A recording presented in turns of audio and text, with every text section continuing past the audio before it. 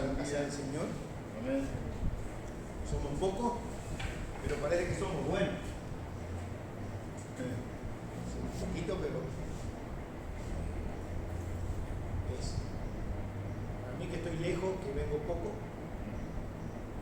es agradable venir y estar con los hermanos y uno se recupera. Estamos en una fecha que estamos a 15 días de terminar este año, este 2023, y creo que es tiempo de balance de cada uno de nosotros, no en lo material, sino en qué hemos hecho para el Señor, qué dejamos de hacer. Cada uno tendremos nuestras razones. No tenemos por qué explicársela a la iglesia o al hermano, sino que cada uno hagamos el balance propio para que en el 2024 nos ajustemos un poquito más. Si llegamos. Hoy estamos, luego no sabemos. El Señor es el que tiene y el Señor siempre dice que debemos tener nuestras valijas prontas. Cada día, nadie sabe cuándo el Señor nos va a llamar. Y dentro de esa valija tiene que estar la rendición de cuentas. Todos hacemos balance en nuestro trabajo y nuestras cuentas. Todos hacemos balance. José con su negocio, creo que esta es la época que va a hacer balance, cómo quedaron los números, si quedaron en rojo o quedaron verde o en amarillo. Ahí en observación. Y bueno, en la vida cristiana es lo mismo. Y hoy de mañana, leyendo el Salmo 95, el que tiene su Biblia, me encantaría que lo busque. Salmo 95, todo el Salmo.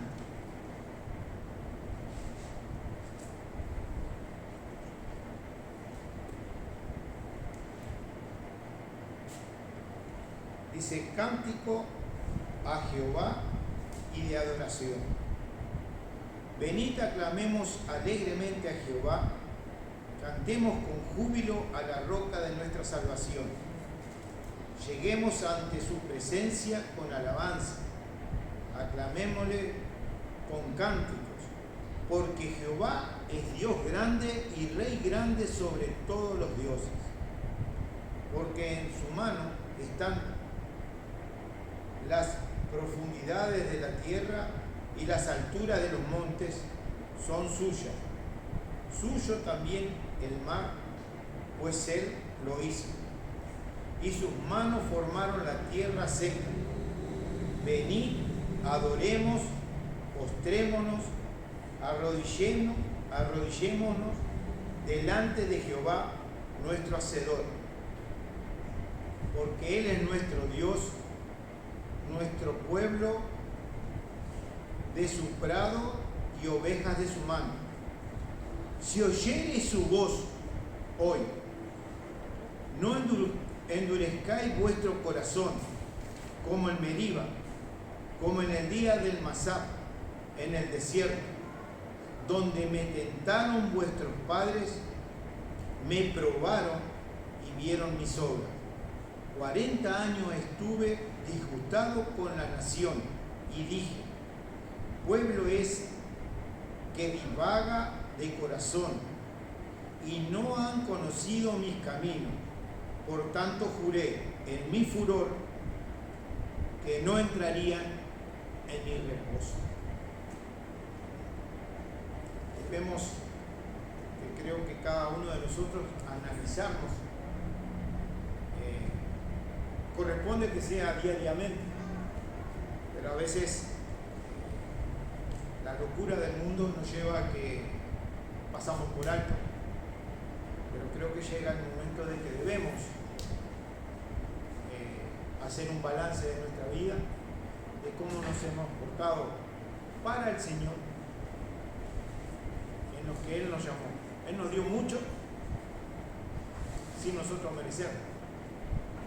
El otro día en la reunión en Biasini hablábamos de que es el momento de vivir lo que se predica, porque de nada sirve. Si yo predico que hay que vivir una vida de santidad y yo vivo mal, de nada sirve. Y que si yo predico que hay que perdonar a aquellos, hay que perdonar a las personas, y no perdonan a los hermanos que por alguna razón se retiraron de la iglesia, cuando vienen no les doy la bienvenida de la misma manera. A veces cometemos ese error, nos miramos medio, ¿viste? Volvió de vuelta, porque tenemos esa idiosincrasia o esa costumbre. Llegó el momento de que busquemos a su pueblo, busquemos a aquel que se fue por alguna razón. Él sabrá, Él tiene que rendir cuenta, no nosotros. Ni Él tiene que rendir cuenta con nosotros, ni nosotros con Él, pero sí con Dios. Cada uno de nosotros debe ser. Y acá en el Salmo dice que no endurezcamos nuestro corazón. A veces somos testarudos. No queremos dar el brazo a torcer de que el Señor nos está llamando a servirle, no precisamente predicar ni dirigir. A veces hay otras actividades en la iglesia que son tan importantes para la obra del Señor, y todos debemos cumplir, sin excepción, porque para algo fuimos llamados. No fuimos llamados para que nos sentemos en el banco, seamos meros espectadores. Debemos ser hacedores, predicar. Tal vez no tenemos el don de predicar como lo tiene Juan José, pero sí tenemos el don de testificar con nuestra vida lo que el Señor hizo con cada uno de nosotros. Oremos para que el Señor dirija este culto y que aquellos hermanos que por alguna razón no han llegado y han tenido miedo a la tormenta, lleguen, apuren sus pasos, y aquel que no venga, que esté en su casa adorando al Señor. Padre nuestro que estás en los cielos, gracias Señor por estar en tu casa, gracias por la familia Señor, la familia cristiana Señor, y sobre todo por cada hermano en nuestro país. Gracias por la libertad que tenemos de poder congregarnos, de poder hablar a todas las personas en cualquier lugar Señor de ti. Ese es un privilegio que tenemos, que lo podamos aprovechar al máximo, Señor. Toca nuestro corazón, nuestra mente, y pon esa inquietud, Señor, para que en el próximo año te podamos servir donde tú necesites y como tú lo desees. Ahora, Señor, quédate en medio nuestro. Dirige este culto de principio a fin. Dirige a las personas que dirigen el canto, como a aquellas personas que ha de traer tu mensaje, Señor, para que podamos salir regocijados y llenos nuestro corazón de tu palabra y de tu amor, Señor. Porque todo te lo pedimos y agradecemos en el precioso nombre de Cristo Jesús. Amén.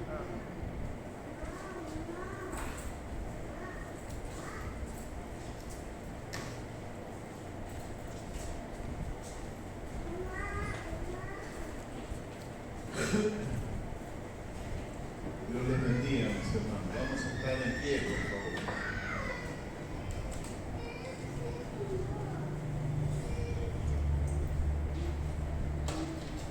Vamos a alabar, a adorar el nombre de nuestro Dios, que a eso hemos venido. Hemos venido a compartir la palabra del Señor, lo que Dios ha hecho en nuestras vidas. Como bien decía Jorge, siempre tenemos algo para llevarle a otra persona. Solo nuestro testimonio ya debería hablar acerca de Cristo al mundo. Dice el coro que vamos a cantar a continuación: el Dios que hizo los cielos y la tierra.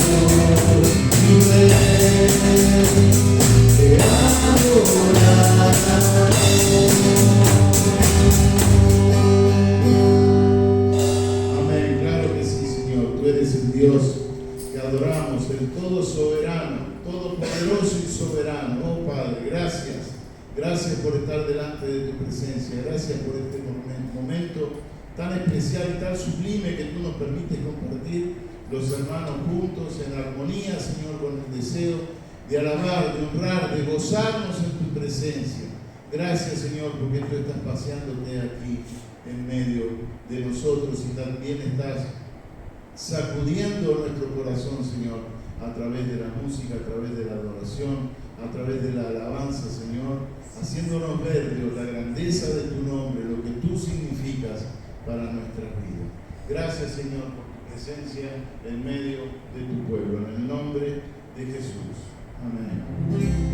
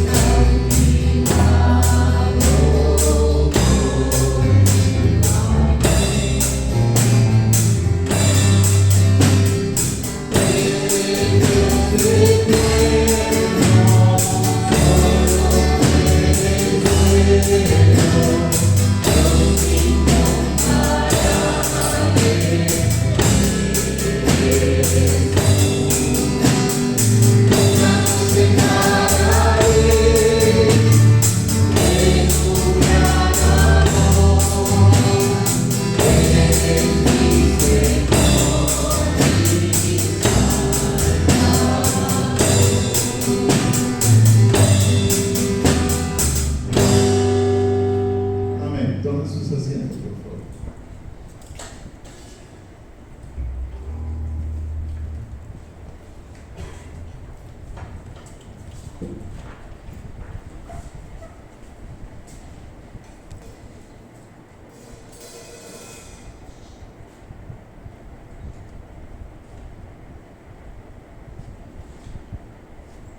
el coro que vamos a cantar a continuación.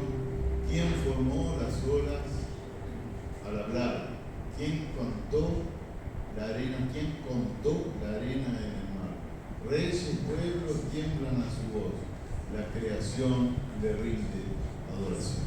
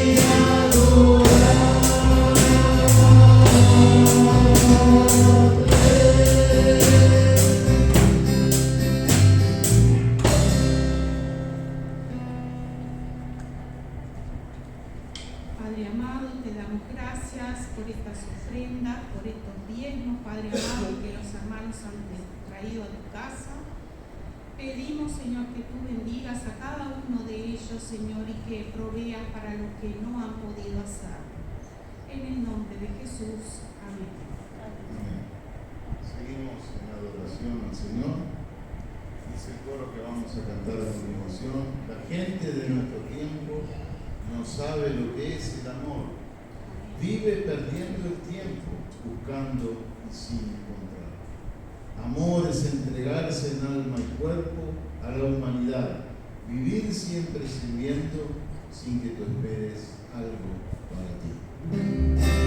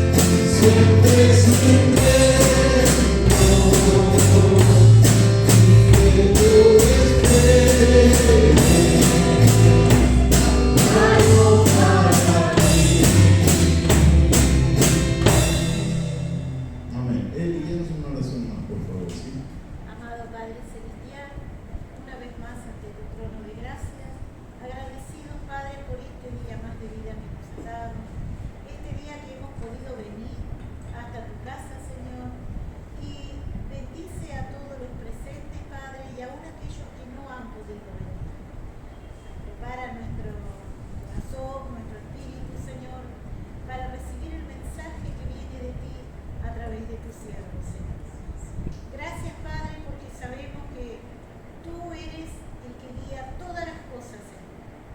Abre nuestro entendimiento. Sé tú hablando a través de él y dándonos la sabiduría, porque tú dices que pidamos a ti sabiduría para que podamos entender, aprender y comprender ese mensaje de amor que tú nos das. Gracias por todo. Quédate en medio nuestro. Guía todas las cosas de principio a fin. En el nombre de tu amado Hijo Cristo Jesús. Amén. Amén. Tomen sus asientos. Dios les bendiga, mis hermanos. Realmente es un placer poder estar en la casa del Señor, poder tener este tiempo de alabanza, este tiempo de adoración, gozarnos en la presencia del Señor y vernos, que también a veces la semana se hace larga para verse con los hermanos de la fe, ¿no? Y siempre es lindo, es grato, es agradable estar los hermanos juntos, dice el Salmo 133. Allí envía Jehová bendición y vida eterna. Para recordar, mis hermanos, recuerden, el día 23 de este mes, o sea, el próximo sábado, será la fiesta de Navidad de la iglesia, donde vamos a estar cantando, alabando al Señor, compartiendo la palabra, y también va a haber una obra que va a presentar el grupo de niños en la iglesia, y algún adolescente también van a estar compartiendo. Así que recuerden, el sábado 23 están todos invitados para celebrar juntos la Navidad y tener ese día tan especial para aquellos que hemos conocido el amor de Dios. El 30 del mismo mes, o sea, de diciembre, va a ser la fiesta de despedida del año de la iglesia, también el sábado a la misma hora, 19:30, aquí en el templo. Vamos a compartir un ágape también todos juntos, el famoso pinche pinche, en los cuales invitamos a todos los hermanos que vengan, que traigan alguna cosita para compartir, y que estemos ese tiempo juntos aquí en la iglesia, despidiendo, agradeciendo a Dios por este año más de vida que Él nos ha dado, y también entregando el nuevo año en las manos del Señor, para que el Señor obre de acuerdo a lo que Él tiene planeado para cada uno de nosotros. Hoy, por lo visto, las inclemencias del tiempo, y mucho sobre todo de lo anunciado del tiempo, como que asustó a mucha gente también, ¿no? Bueno, pero damos gracias a Dios que podemos estar en su casa. Quisiera compartir la palabra del Señor. Va a ser un pasaje sumamente conocido por todos ustedes, y cuando lo leamos ustedes ya lo van a recordar inmediatamente. El título del mensaje es ¿Cómo conduzco? Está basado en algo que en muchos vehículos aparece atrás del vehículo, ¿no? Sobre todo aquellos vehículos interdepartamentales o que transportan personas o que hacen reparto en la ciudad. Dice, ¿cómo conduzco? Llame al, y ahí va el número de teléfono, para anunciar que si alguno tuvo algún inconveniente con ese vehículo o hay un manejo imprudente por parte del conductor, los jefes lo puedan saber, y también tiene ese teléfono para que usted pueda hablar. ¿Cómo conduzco? Ahora, vamos a hacerlo más personal. ¿Cómo me conduzco yo en la sociedad? Y ahora vamos a bajar del vehículo. Ahora vamos a ponernos, insertarnos en medio de la sociedad. ¿Cómo me conduzco en medio de esta sociedad que vivimos? Siendo que como hijos de Dios, la palabra de Dios dice que vivimos en este mundo, pero que no somos de este mundo. Entonces, vivo raleado de la sociedad. ¿Cómo me conduzco en ese sentido? Ahora vamos a ver a qué quiero llegar con todo esto. Vamos a leer una parábola. Y la parábola, para refrescar un poquito la memoria de cada hermano y de los que están escuchando a través de YouTube o viendo el video. Una parábola es una historia. Se cuenta una historia como ejemplo para poder enseñar algo. O sea, en una parábola usted está contando una historia, y eso que usted está contando en la historia le sirve como ejemplo para aclarar lo que usted quiere decir a través de lo que está contando. Entonces, una parábola lo usaba Jesús permanentemente en sus predicaciones. Tenemos varias parábolas en la Biblia dadas por Jesús, las cuales hemos compartido aquí en la iglesia, y hoy vamos a compartir una más. Y los invito a abrir en el libro de Lucas, capítulo 10. Vamos a estar leyendo del 25 al 37. Lucas 10, del 25 al 37. Ahí está el pasaje que en todas la gran mayoría de las Biblias lo encabezan como el buen samaritano, ¿no? Parábola del buen samaritano. Vamos a estar leyendo ahí. ¿Todos se encontraron? ¿Sí? Amén. Y dice así: y he aquí un intérprete de la ley se levantó y dijo para probarlo a Jesús: Maestro, ¿haciendo qué cosa heredaré la vida eterna? Él le dijo, Jesús le respondió: ¿qué está escrito en la ley? ¿Cómo lees?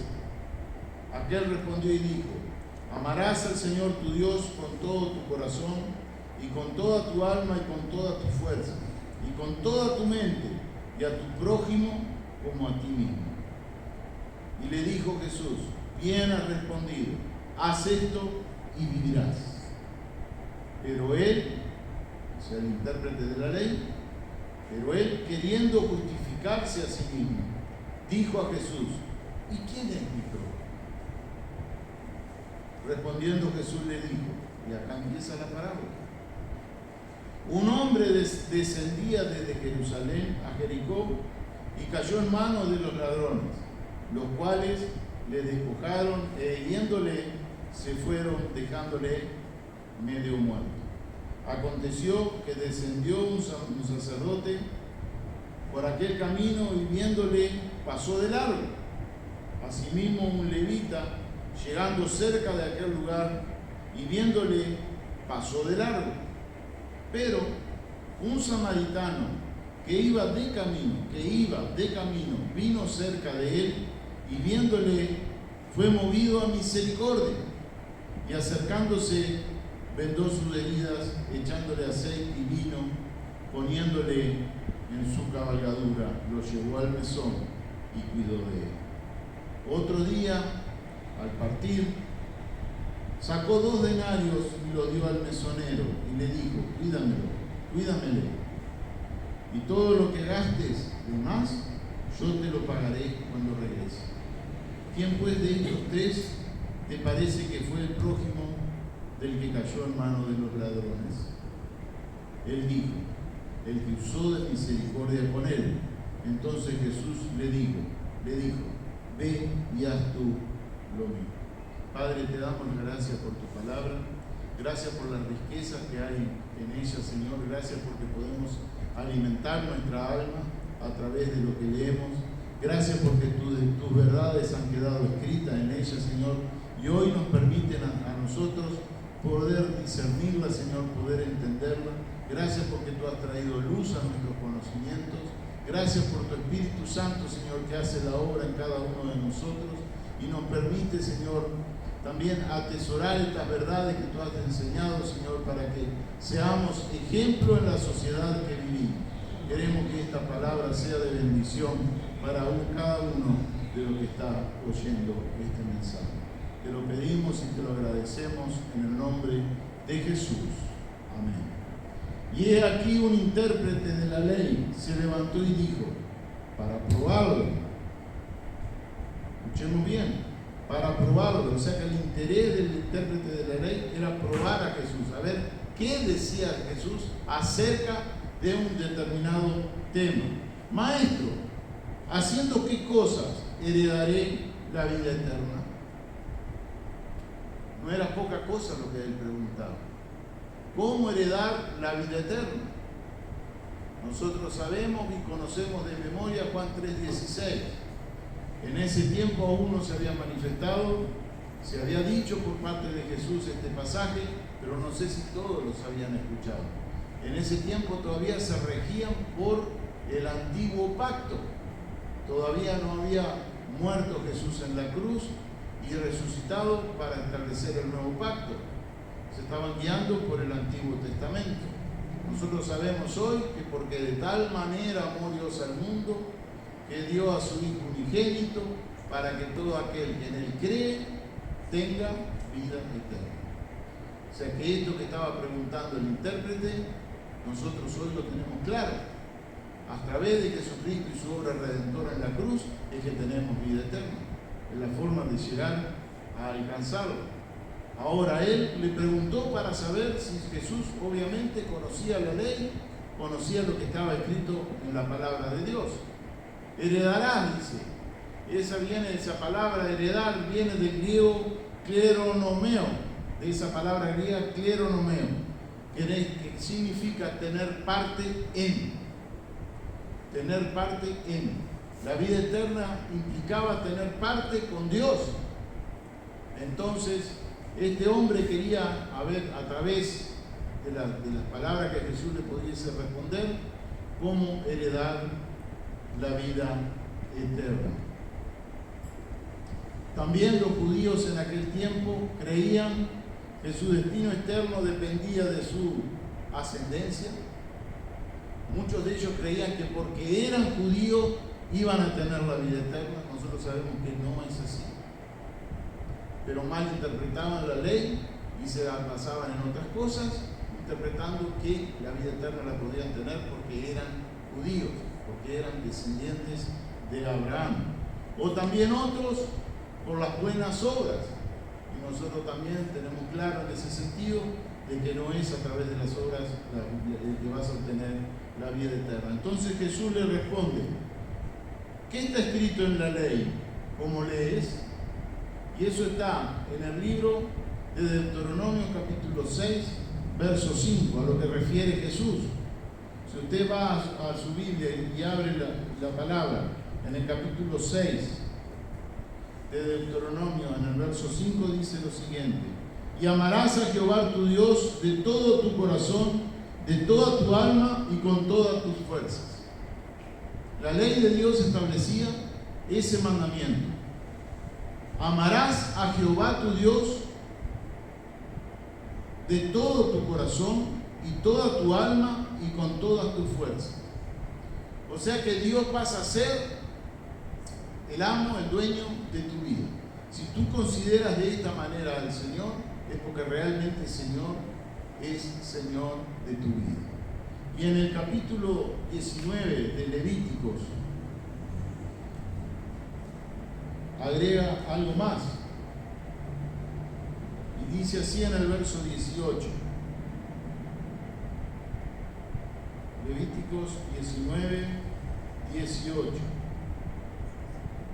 No te vengarás ni guardarás rencor a los hijos de tu pueblo, sino que amarás a tu prójimo como a ti mismo, yo Jehová. Ahí Dios a través de la ley también le dijo al pueblo de Israel: así como deberías amar a Dios con toda tu mente, corazón y alma, también deberás amar a tu prójimo. Fueron las dos menciones que hace la palabra de Dios respecto a esto. En el verso 27, no me quiero detener mucho en esto, quiero seguir, porque entiendo que esto la mayoría lo tiene claro. Aquel respondió y dijo, lo que acabamos de leer: amarás al Señor tu Dios con todo tu corazón, con toda tu alma y con toda tu fuerza, y con toda tu mente, y a tu prójimo como a ti mismo. Esa fue la respuesta del intérprete. Entonces Jesús le dijo: bien has respondido, haz esto y vivirás. Haz esto, vive lo que crees, entonces vivirás. Si tú te comportas en tu vida de esta manera que está hablando Jesús, es porque Dios reina en tu vida. Si no, es imposible cumplir la ley de Dios. Dice la misma palabra que nadie ha podido cumplir toda la ley. Y la ley es muy enfática, el Señor ha sido muy enfático en ese sentido: el que infringe un pedacito de la ley, infringe toda la ley. El hombre como tal no puede cumplir toda la ley. Pero el Señor le dijo eso al fariseo: bien has respondido, haz esto y vivirás. Ahora, la ley fue dada al pueblo de Israel por un tema de convivencia y por tener el respeto que correspondía tener a Dios. Y también para tener presente las promesas dadas por Dios, como por ejemplo Génesis 12:3. En ti serán benditas todas las naciones de la tierra. Dios ya le estaba dando líneas, ya le estaba dando cosas al pueblo de Israel en las cuales ellos deberían entender que iba a venir un Salvador. Por eso la salvación en el Antiguo Testamento es mirando hacia la cruz de Cristo, a donde iba a ser el sacrificio, mientras que nosotros miramos hacia atrás por lo que hizo Jesús en la cruz. Pero las dos salvaciones son por fe, a través de la gracia que Dios nos ha dado. En el verso 28 dice: pero él, queriendo justificarse, primero vemos que lo hizo para probar a Jesús. O sea que las intenciones del corazón del intérprete de la ley, las intenciones que tenía, no eran buenas. Ahora acá nos dice, en el verso, pero él, queriendo justificarse, asimismo dijo a Jesús: ¿y quién es mi prójimo? Es una pregunta que muchas veces nos hacemos nosotros. ¿Quién es mi prójimo? ¿Tiene claro ese concepto? Porque para los judíos en aquel tiempo, el prójimo, muchos de ellos consideraban, y la gran mayoría de los judíos consideraban, que era un pariente cercano, alguien que rodeaba a la familia. Ese era mi prójimo. Entonces a ese debía ayudar. Sin embargo, acá nos vemos claramente que Jesús amplió ese concepto. Y es mucho más amplio hoy. Pregunto, ¿quién es tu prójimo? ¿Quién es para ti tu prójimo? Ya lo vamos a definir, así tenemos el concepto claro de todo lo que viene. Si yo te pregunto, si Jesús se para aquí en este lugar y te pregunta, ¿quién es tu prójimo? ¿Qué le vas a contestar al Señor Jesús? ¿Quién es tu prójimo? ¿Se ha hecho esa pregunta alguna vez? Yo me la hice infinidad de veces. ¿Quién es tu prójimo?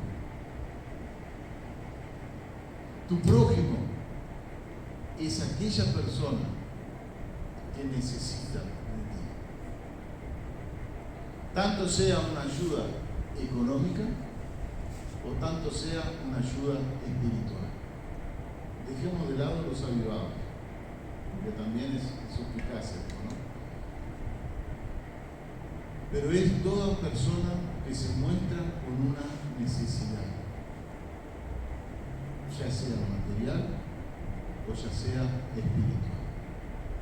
Entonces ese es nuestro prójimo, y ese es a lo que Jesús, y eso es a lo que Jesús apunta.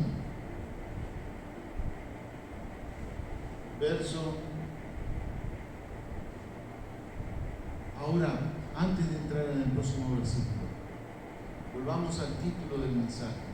¿Cómo me conduzco yo con nuestro prójimo? Porque tengamos presente que hay prójimos en los cuales es sencillo amar porque son personas amables, dignas vamos a decirlo así, de ser ayudados, de ser atendidos. Pero hay otros prójimos que son complicados, que son personas difíciles. Fíjese usted va a predicarle el evangelio a un mormón, por ejemplo, a una persona, es un necesitado espiritualmente, pero tiene argumentaciones espirituales que le podrían mover el piso a usted. Pero sin embargo es su prójimo. Voy a decir, no, a este no lo atiendo porque es mormón, o porque tiene el concepto del cristiano que no lo tiene usted, tiene otro concepto. Entonces ese ya dejó de ser nuestro prójimo, es una persona necesitada espiritualmente, necesita conocer la verdad que nosotros conocemos. Hay personas entonces difíciles de amar por sus convicciones religiosas o morales diferentes. ¿Ustedes piensan que a un musulmán le va a resultar fácil llevarle la palabra de Dios? es un necesitado, es un prójimo suyo. Pero él tiene una fe diferente a la suya. Pero él necesita del mismo Cristo que trajo salvación a su vida. Pero tiene una diferencia cultural con usted, fíjese, en un hinduista, en un islámico. Son situaciones que a veces se nos puede presentar y en las cuales nosotros podemos llegar a hacer o actuar en forma selectiva. Verso 30.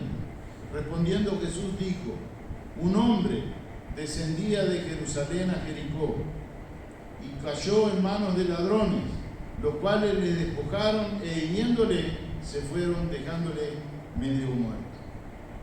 Jesús le presenta la escena al intérprete de la ley y le dice que una persona descendió de Jerusalén a Jericó, fue atacado por ladrones, lo cascaron, lo dejaron medio muerto y se fueron.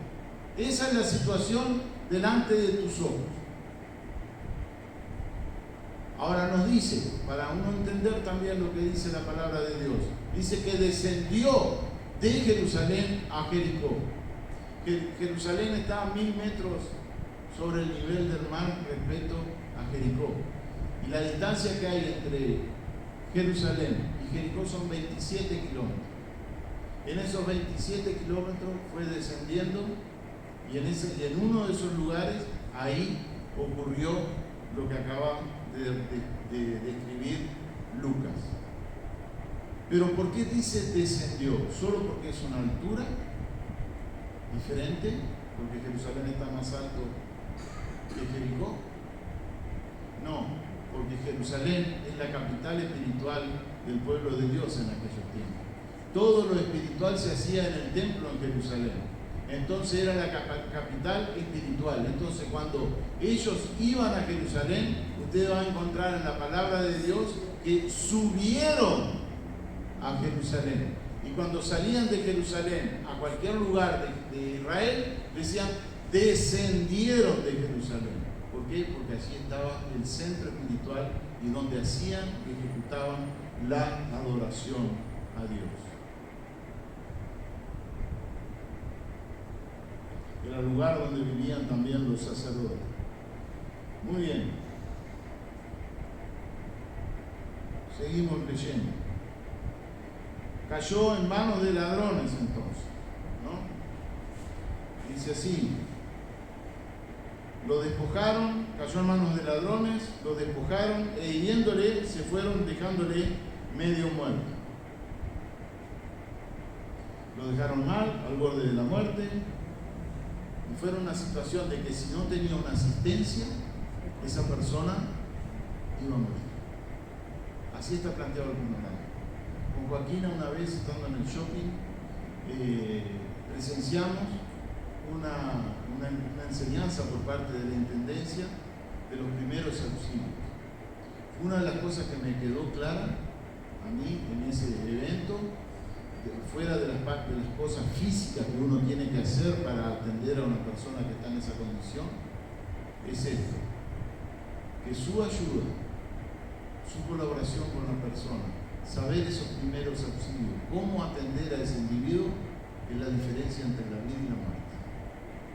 Esos minutos que usted va a estar con esa persona hasta que llegue la emergencia pueden definir si esa persona va a vivir o va a morir.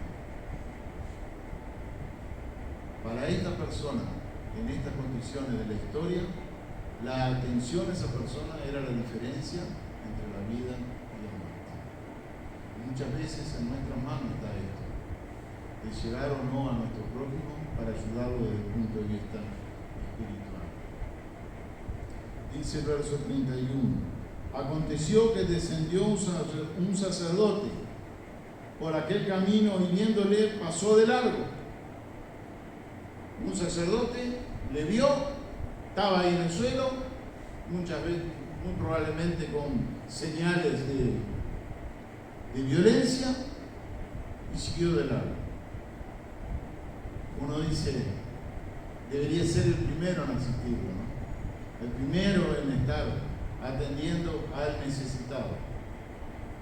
¿Qué habrá pensado ese sacerdote? Los ladrones pueden estar cerca y puedo correr la misma suerte. Lo consideró muerto y no quiso contaminarse. Ahora, fíjense en que dice, aconteció que descendió un sacerdote por aquel camino y viéndole pasó de largo. Descendió. Si dice descendió, por lo que acabamos de explicar, quiere decir que venía de Jerusalén para Jericó, donde viviría seguramente. Muchos sacerdotes vivían en Jericó también. Si él descendía, quiere decir que su oficio ya lo había dejado, ya había terminado. No había un problema de que estaba apurado porque tenía que llegar al templo para hacer el servicio, para atender. Eso es un detalle, nada más. Y dice así, el verso 32, asimismo un levita, llegando cerca de aquel lugar y viéndole, pasó de largo. El sacerdote siguió su camino, el levita, la misma situación, las mismas condiciones, también pasó de largo. No lo entendió, hizo también lo mismo. Fíjense en lo que dice la palabra de Dios en Primera de Pedro, capítulo 2, verso 7. Estas dos personas tomaron esa decisión, no asistir al necesitado. En el capítulo 2 de Primera de Pedro, capítulo 17, verso 17, dice lo siguiente: honra a todos, amad a los hermanos, temed a Dios, honrad al Rey. Honra a todos. No, yo voy a honrar a mis hermanos en la fe, únicamente. Justamente, la palabra de Dios te dice, no he venido a buscar a justos, sino a pecadores al arrepentimiento. Los necesitados están en los ojos de Dios. Son las personas a las cuales nosotros debemos llevar la palabra del Señor. Dice, honra a todos, amad a los hermanos, temed a Dios y honrad al Rey. En Proverbios 25, 21 y 22 dice lo siguiente. Proverbios 25, 21 y 22. Aquel pasaje ni el sacerdote ni el levita lo conocían porque fue escrito después de esta parábola. Pero este pasaje sí lo conocían y dice así, 21 y 22 del Proverbio capítulo 25.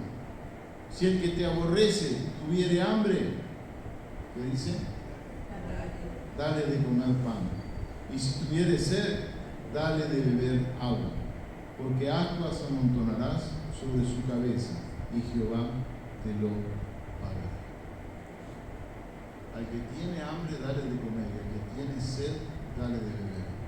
O sea que la obligación nuestra es asistir. La obligación de los judíos en aquel momento era asistir al necesitado. Obviamente este sacerdote y este levita o no conocían esa parte de la palabra o hacía como hacen muchos hoy día también, la vista gorda sobre ciertos pasajes bíblicos en los cuales confrontan tu corazón. Muy bien, fíjense lo que dice ahora en Primera de Juan 2:40. Primera de Juan, 4:20. Es así. Si alguno dice, escuche, o léalo allí arriba si es que está. Si alguno dice, yo amo a Dios y aborrece a su hermano, es mentiroso. Pues el que no ama a su hermano, a quien ha visto, ¿cómo puede amar a Dios a quien no ha visto? Si alguno dice, yo amo a Dios y aborrece a su hermano, es mentiroso.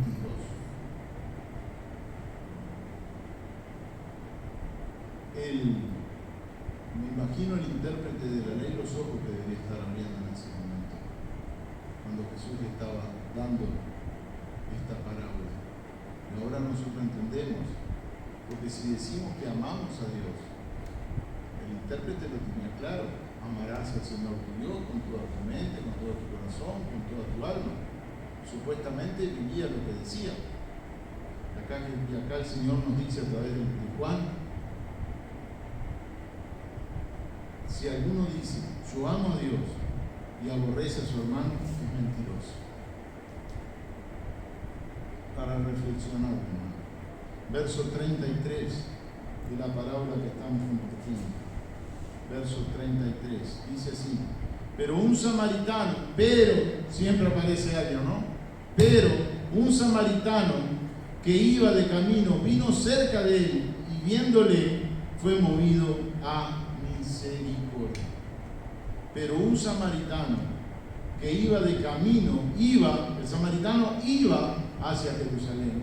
Los sacerdotes y los levitas volvían. Él iba seguramente con sus especias, con sus cosas para vender en Jerusalén y traer el sustento para su familia. Un samaritano que iba de camino vino cerca de él y viéndole fue movido a misericordia. Un samaritano. ¿Quiénes eran los samaritanos? Detengámonos por un momento. ¿Qué significaban los samaritanos para el pueblo judío? ¿Quiénes eran? ¿De dónde salieron? Seguramente, antes de esto, seguramente la tercera persona en discordia acá que Jesús está mencionando, mencionó un sacerdote, mencionó un levita. Seguramente el intérprete de la ley lo que dice es un judío laico ahora, lo que va a aparecer. No apareció un samaritano. ¿Quiénes eran los samaritanos? Eran pueblos enemistados. ¿Cómo? Eran pueblos enemigos, Ahí está. No eran queridos. Los judíos no los querían a los samaritanos, ni los samaritanos los querían a los judíos. Y esa misma, la generación del pueblo samaritano surgió dentro del pueblo judío. Porque recuerden que cuando los cautiverios del pueblo de Israel hacia Babilonia, hacia el reino asiria inicialmente, después hacia Babilónica, a los babilónicos y después el imperio persa, todo eso se llevaron al pueblo judío y quedó en el territorio donde los judíos habitaban una especie de descarte de personas. Porque cuando Nabucodonosor llevó cautivo a los judíos, llevó lo selecto, lo mejor, todas aquellas personas que podían trabajar, que podían ser útiles en el reino. Y una de las cosas que hacía Nabucodonosor también, cada pueblo conquistado lo desparramaba en las distintas provincias a las cuales él era el rey. Por lo tanto, en Israel, en lo que hoy es el territorio judío, ahí seguramente anduvieron tribus que no eran judías y a su vez gobernados por babilónicos. Entonces ahí se empezaron a mezclar las razas, a mezclar la sangre. Entonces todos aquellos que nacieron en esas condiciones pasaron a ser los samaritanos, lo que hoy conocemos como los samaritanos.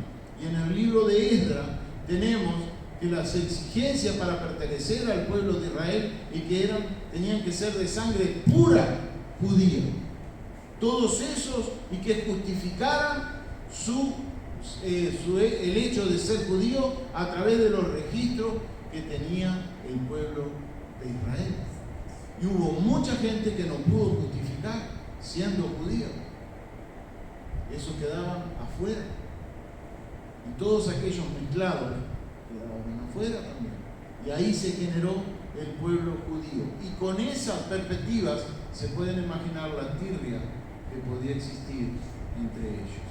Sin embargo, Jesús en esta parábola usa a un samaritano atendiendo ¿a quién? A un judío. Pero un samaritano que iba de camino vino cerca de él y viéndole fue movido a misericordia. Movido a misericordia. ¿Ha sido usted movido a la misericordia? ¿A usar de la misericordia de Dios en su vida? ¿Se ha sentido en algún momento impulsado a tener misericordia con otra persona? Yo espero que sí. Hay situaciones en que se nos presentan en la vida en las cuales realmente si hay un Dios reinando en nuestros corazones, nuestras misericordias tendrían que fluir.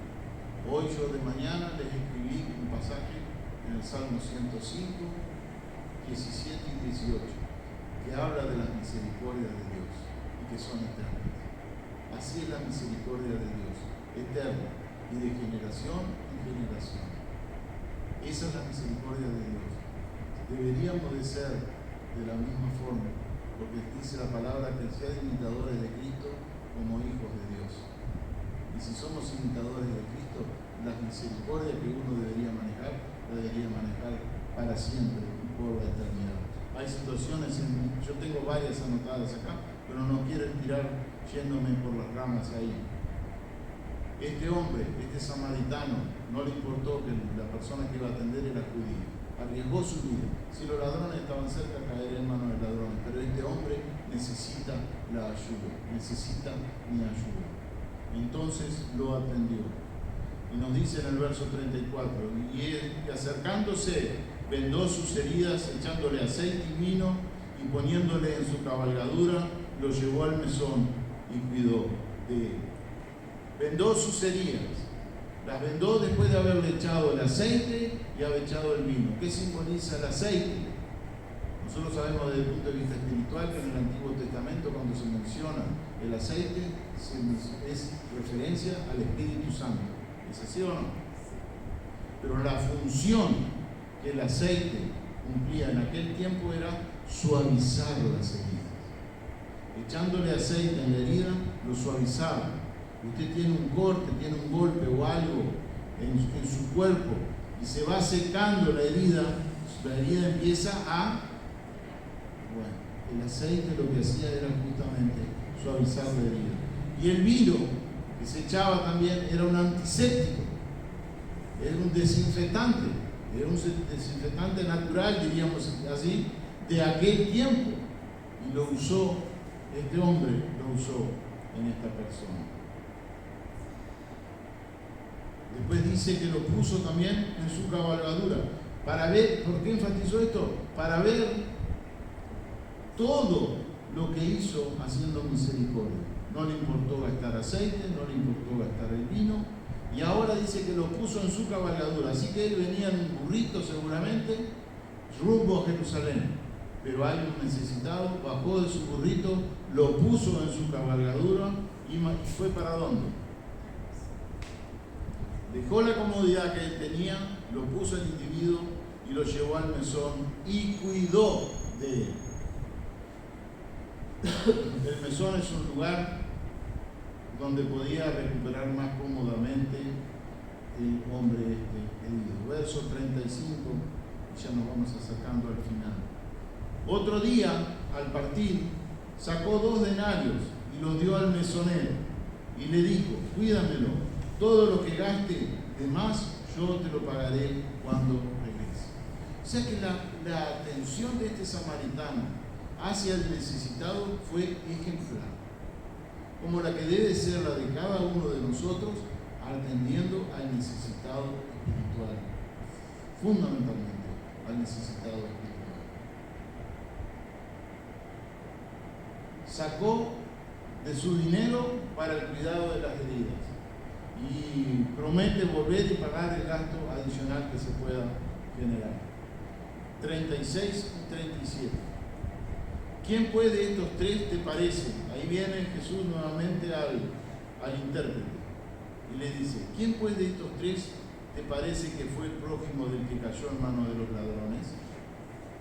¿El sacerdote, el levita o el samaritano? ¿Qué respondió el hombre? Él dijo: el que usó de misericordia con él. Entonces Jesús le dijo: ve y haz tú lo mismo. ¿Qué ven en la respuesta de este intérprete? ¿Qué ven? ¿Qué pueden apreciar? Había un samaritano, había un levita y había un sacerdote. Esas eran las 3 personas en cuestión. Jesús le dijo: ¿cuál de estos 3? ¿Cuál es de estos 3? Usó misericordia, es tu prójimo.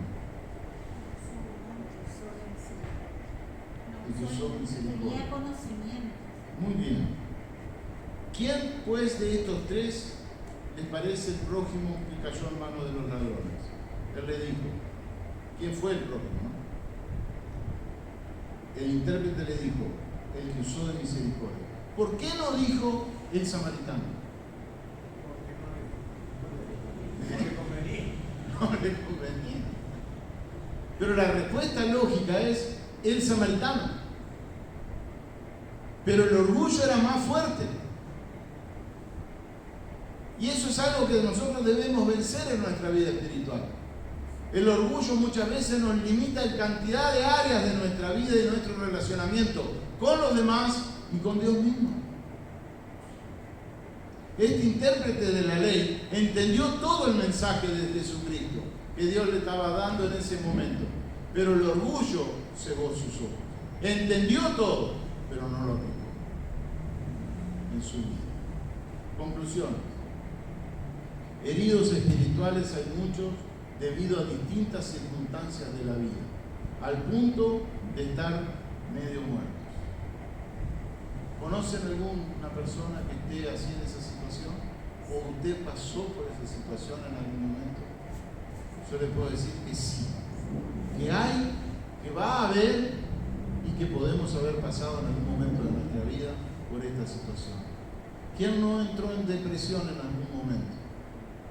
¿Quién no entró en desánimo en su vida? Muchos. Y la depresión es una enfermedad que hoy día están batallando muchísimas personas por diferentes circunstancias.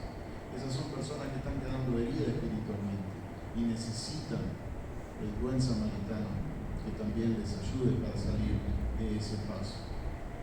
Hay muchas personas que son heridas por el pecado. Las heridas del pecado son muy profundas y traen consecuencias. Ahí debe de estar el buen samaritano. Cuando somos movidos a misericordia por la necesidad de otras personas, cuando vemos un lastimado, debemos sanar sus heridas, echando ¿qué? Aceite y vino. Esas dos cosas usted las tiene. El aceite y el vino están en sus cantimploras, en esa cosita que se pone al costado, así en su carterita. El aceite y el vino. ¿Por qué digo esto? Porque el aceite representa al Espíritu Santo y el Espíritu Santo mora en usted, mora en nuestras vidas. Cuando usted le lleva a Cristo a la persona y la persona acepta al Señor Jesucristo, el Espíritu de Dios comienza a hacer la obra en ese individuo. Usted se lo puede dar, usted está al alcance de la mano, usted lo tiene siempre. El vino también, porque el vino representa la sangre de Cristo, que derramó por nosotros, por nuestros pecados. Si hay personas que están en pecado, la sangre de Cristo los limpia de todo mal. Así dice la palabra del Señor. Y eso nosotros lo sabemos. Y es una verdad que la debemos transmitir a nuestros amigos, personas que nos rodean, personas que pueden ser nuestro prójimo. ¿Por qué? Porque están teniendo la necesidad espiritual que en algún momento de su vida usted la tuvo también. Debemos dejar nuestra comodidad también y acompañar a esa persona, porque no es cuestión de decirle y se terminó todo. La obra la hace el Señor. También hay que hacer un seguimiento en estas personas para que Dios complete la obra en cada uno de ellos. Llevarlos al mesón. ¿Qué representa el mesón? Iglesia. El mesón es la iglesia, es el lugar donde Dios envía bendición y vida eterna, de acuerdo a lo que dice en su palabra. Debemos también ayudarlos en los primeros pasos a estas personas para que se acerquen, para que se congreguen, para que no queden aislados en la sociedad.